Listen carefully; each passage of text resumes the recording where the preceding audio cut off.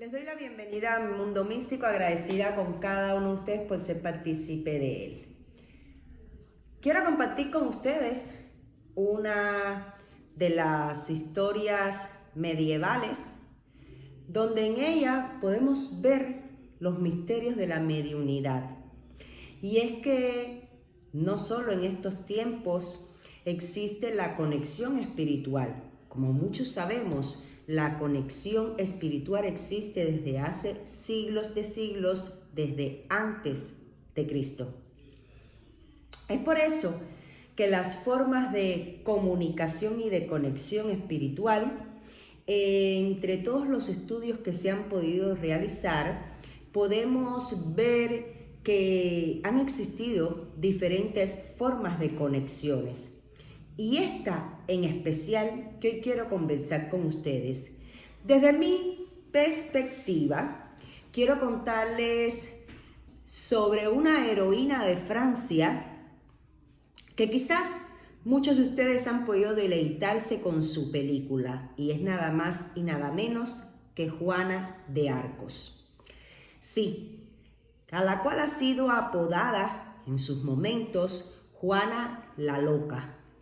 Y es que de ella no solo han sacado diferentes historias de su recorrido por el plano terrenal, sino que hasta libros donde se ha titulado Juana de Arcos, la medium. Y uno de aquellos que fue el que sacó como propósito y como enseñanza en sus tiempos fue un filósofo espiritista llamado León Denis. Este apóstol de la mediunidad, que así fue como se le etiquetó, es uno de los que nos ha dejado una de las grandes bases espirituales.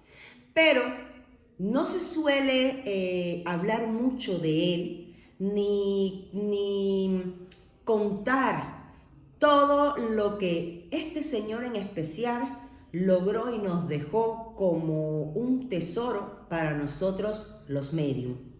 Pero no vengo a hablar de él, sino de Juana de Arcos.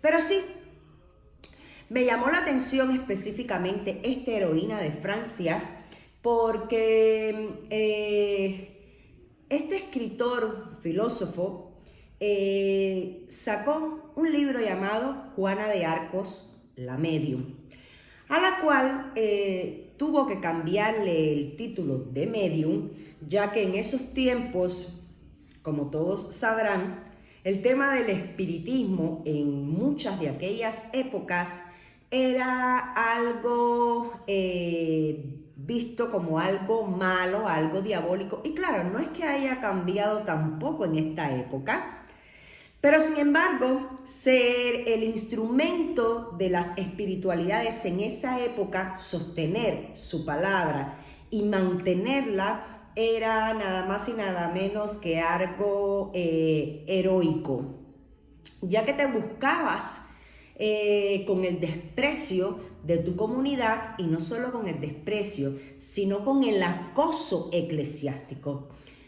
Me encantó este libro en especial, a la cual él expresa lo que realmente era el ideal de Juana de Arcos.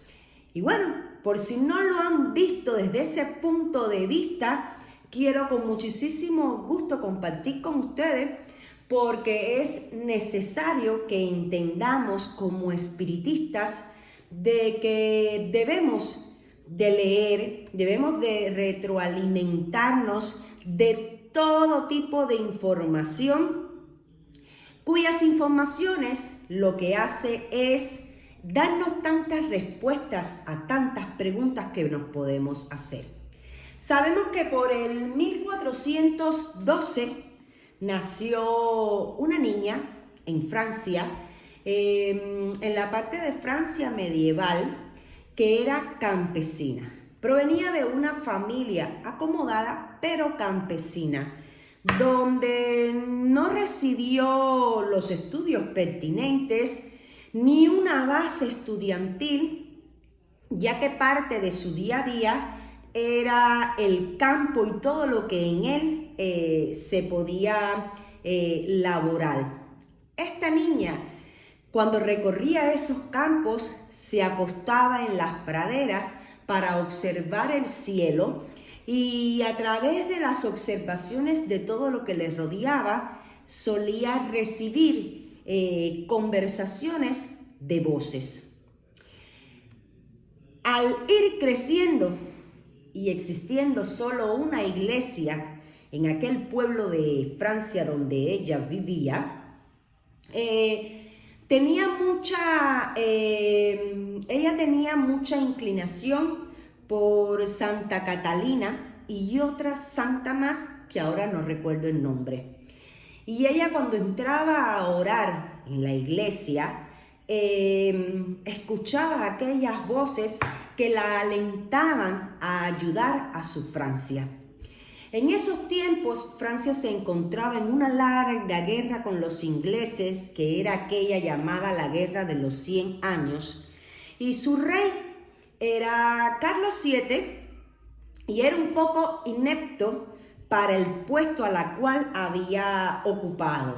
Se dejaba guiar por todos aquellos que les rodeaban y que les decía de que tenía que seguir, pero realmente la base de la constancia de esas guerras era porque aquellos que les rodeaban, sus consejeros, tenían pues obviamente sus intereses de por medio de seguir con la guerra con Inglaterra. Cabe destacar que esta niña a los 18 años tuvo un sueño, cuyo sueño ella acredita que bajó un ángel con el cuerpo de aquella Santa Catalina, Santa Margarita, que ella tanto quería y adoraba, y le dijo de que ya era momento de que fuera partícipe de ayudar a su patria, y que a través de la fortaleza espiritual que le iban a brindar, ella iba a ser una heroína para los franceses, pero por supuesto iban a existir sacrificios.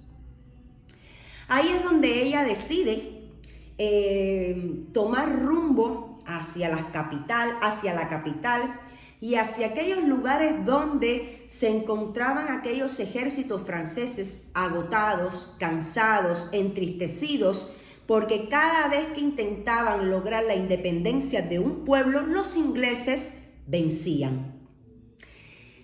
Y aquí es donde viene parte del análisis de esta heroica chica que a su corta edad cumplió un objetivo en este plano terrenal. Esta chica decía antes de llegar a esa parte, les continúo parte de la historia para que tomen el hilo y entiendan lo que yo quiero comunicarles. Ella llegó, obviamente, pidió permiso para poder liderar aquel ejército, diciéndole al rey de que ella iba a lograr lo que muchos años no habían logrado. Pero además, la forma en que llegó a la aceptación de dicho rey es porque una de esas voces le contó lo que el rey secretamente un día que fue a la iglesia dejó como comunicación a aquellos santos. El rey le había pedido a uno de esos santos y había dicho que si realmente él no estaba apto para hacer su papel de rey, él quería que existiera alguien que lo sacara de ese puesto y que morir. Pero si realmente él estaba para gobernar Francia, él le pedía encarecidamente de que les mandaran a un ángel que lo ayudara. Y Juana de Arco le repitió las mismas palabras. Este hombre entró en un shock, asombrado, porque esa conversación solo la había tenido él en esa iglesia. Y a través de esa confianza que ella le dio con lo que le contó, él le dio ese voto de confianza de dirigir y ser la líder de un ejército, cuyo ejército esta mujer lo fue llevando a cada victoria. De hecho, cuando ella fue herida, ella era consciente que en una de esas batallas ella iba a ser herida. Pero no vengo a contarles tanto la historia de la película como tal, sino la parte del por qué se le acredita que esta heroica mujer tenía los dones de la mediunidad. Esta mujer era analfabeta, no sabía leer, no sabía escribir. Sin embargo, a la hora de dar sus puntos de vista, siendo una chica que no había tenido bajo ningún concepto, ninguna preparación como soldado, supo ejercer el mando como si hubiera tenido una vasta experiencia en el tema. Primer punto que llamó mucho la atención de aquellos soldados ya veteranos en la causa, que una muchacha tan jovencita, tan tiernita, supiera, y sin saber leer y escribir, y sin haber tenido esa base de entrenamiento, cómo sabía por dónde había que ir, qué era lo que había que hacer, cuándo había que avanzar, cuándo había que retroceder, que era una estratega sin ningún tipo de preparación. Y ahí se fue ganando la simpatía de esos soldados, se fue ganando la ovación de esos soldados, empezaron a creer en ella y en su fe. Esa fe que le hacía ciegamente montarse en ese caballo, y con esos dos estándares, a la cual una fue dedicado a esa virgen, a esa santa que ella le tenía tanto amor y cariño, y que junto con esos estándares ella avanzaba contra los ingleses a ciencia cierta de que iban a vencer. Esta mujer estuvo durante un año llevando a Francia a las victorias. De hecho, ella en especial fue aquella que pudo dar un fin a esa guerra de los 100 años, permitiéndole a Francia ser libre. La forma en que le pagó su rey fue aprovechando y entregándosela, aparte de los ingleses, para que ella fuera apresada, y obviamente con un grupo de clérigos que estaban en contra del sistema del rey francés, pues le hicieran aquel juicio, cuyo juicio duró un cierto determinado tiempo, donde fue vista no solamente y acusada por clérigos, sino también trajeron médicos, trajeron abogados, trajeron personas muy instruidas, porque creían que ella era, en todo lo que decía y demás, todo era una falsedad.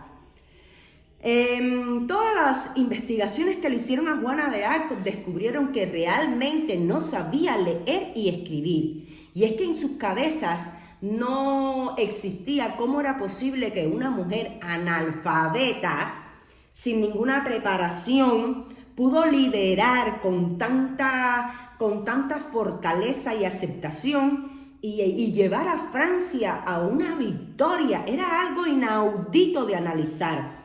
Trajeron escribanos, trajeron filósofos, trajeron todo tipo de personas capaces de tratar de encontrar si era una mujer que estaba mal de la cabeza, si estaba loca.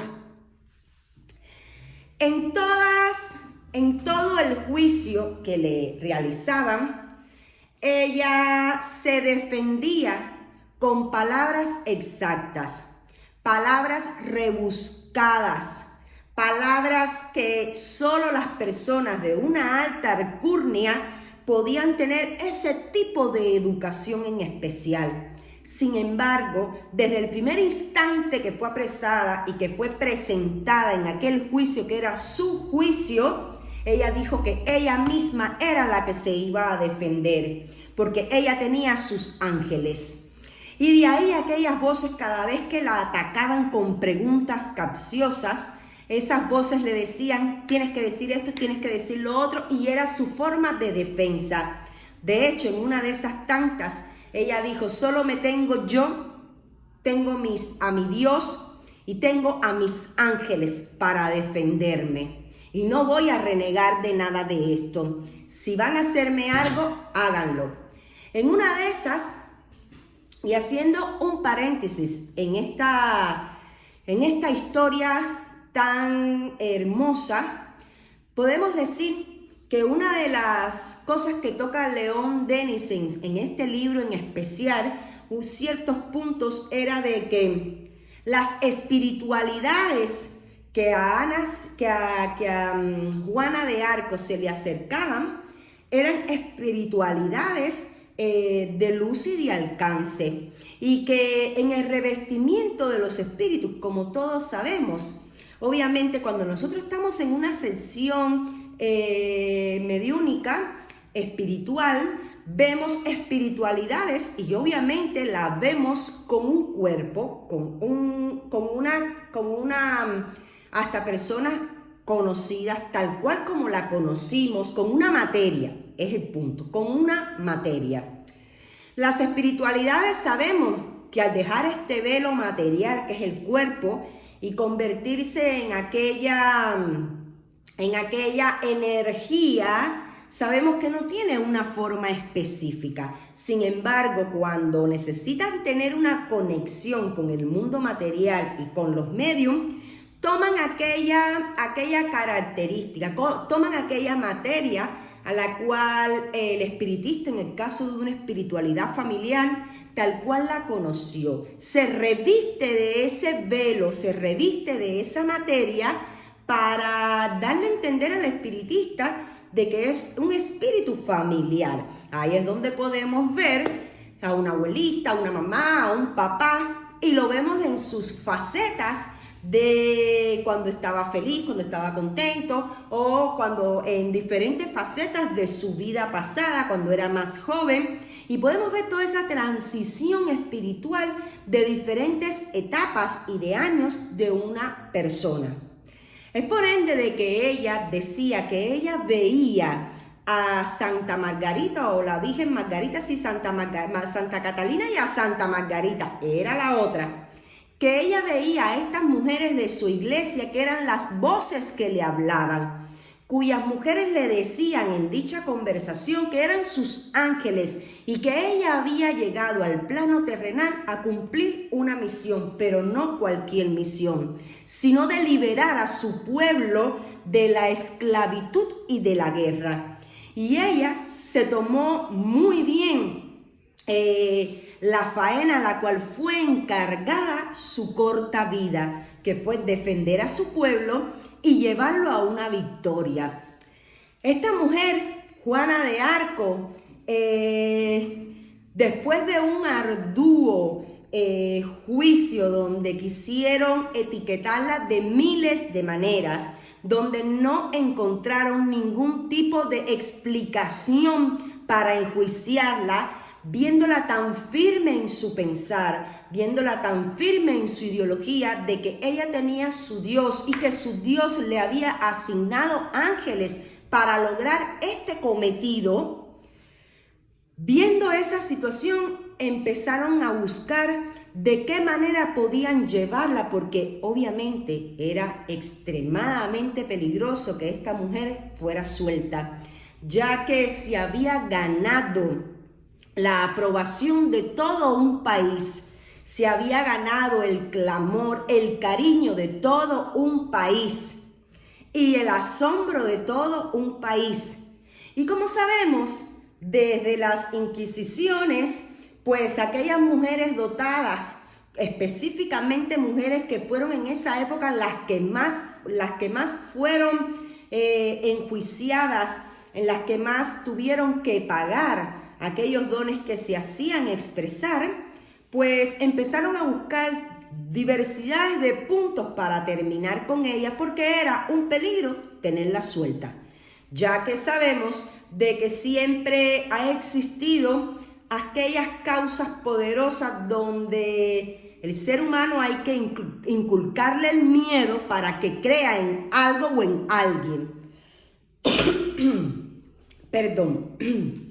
Ahí fue donde empezaron a acusarla sin importarles sus logros como tal.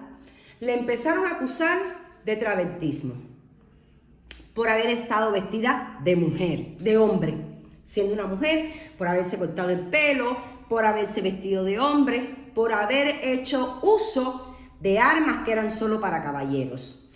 Empezaron a acusarla de engañar a todos los que estaban a su alrededor, para terminar de acusarla por herejía, por hechicería, por endemoniada y todo lo demás que siempre la iglesia buscó, todo lo demás que siempre la iglesia buscó un pretexto para exterminar a las personas que tenían una conexión espiritual. Esta mujer no solamente pagó todo lo favorecedor que hizo por su país, que además fue una inmensa traición que permitió su rey cuando realmente no hizo absolutamente nada positivo. Si no hubiera sido por ella, los ingleses hubieran vencido a Francia. Esta mujer pagó con la hoguera todo lo positivo que hizo por Francia. Y no solo fue quemada una sola vez. Esta mujer, Juana de Arco, fue quemada 3 veces. Porque la iglesia se ensañó, el clérigo se ensañó en ella por el miedo y el terror que sintieron a escucharla tan convincente, haberse defendido solita, siendo analfabeta, por aquellas voces que eran expertas en todo lo que le decían, que podían combatir con un tú a tú de palabra y con lógica un juicio a la cual ella, si no hubiera tenido esos poderes, esos dones espirituales, no hubiera tenido la forma de defenderse contra esa jauría. Y es por esto que los clérigos decidieron que no solamente iba a ser quemada una sola vez, sino que iba a volver a ser quemada las cenizas y volver a ser quemada por tercera vez las cenizas hasta que se exterminara cualquier polvo o recuerdo que quedara de esta mujer. Cuando fueron a quemar a Juana de Arcos, que fue acusada ya por último por aquello en que la iglesia tenía más poder, que era el cuento de la hechicería y de la brujería, esta mujer la ponen en una hoguera donde ella pidió solo una cosa. Ella dijo: yo quiero que me quemen mirando una cruz. Pero días antes de ser quemada, aquellas mismas espiritualidades, ella le dijo a esas espiritualidades que fueron, que se conectaron con ella en aquel calabozo donde la tenían. Ella les dijo: ¿cuándo va a terminar mi calvario? Así me están pagando. ¿Cuándo va a terminar? ¿Cuándo voy a ser libre? Aquellas espiritualidades le dijeron: no te preocupes, que muy pronto serás libre, pero serás libre de una forma tan, pero tan magnífica, de que te alegrarás de aquella libertad que vas a obtener y estarás más cerca de Dios junto con nosotros. Ella lo interpretó como que ya era aquella liberación de que la iban a dejar salir. Solo cuando terminaron de acusarla y de sentenciarla a la hoguera fue que ella entendió que la libertad que ella iba a tener era aquella verdadera libertad que le habían dicho sus espíritus, que era la libertad de la liberación material. Es ahí que cuando la ponen en la hoguera, ella se enfrentó con mucha paz y tranquilidad en dicha hoguera, presta y dispuesta a tener la libertad que aún bajo el dolor ella iba a obtener. Esos espíritus le dijeron: sí, la transición será dolorosa y muy penosa, pero el camino al final será glorioso. Solamente tienes que resistir.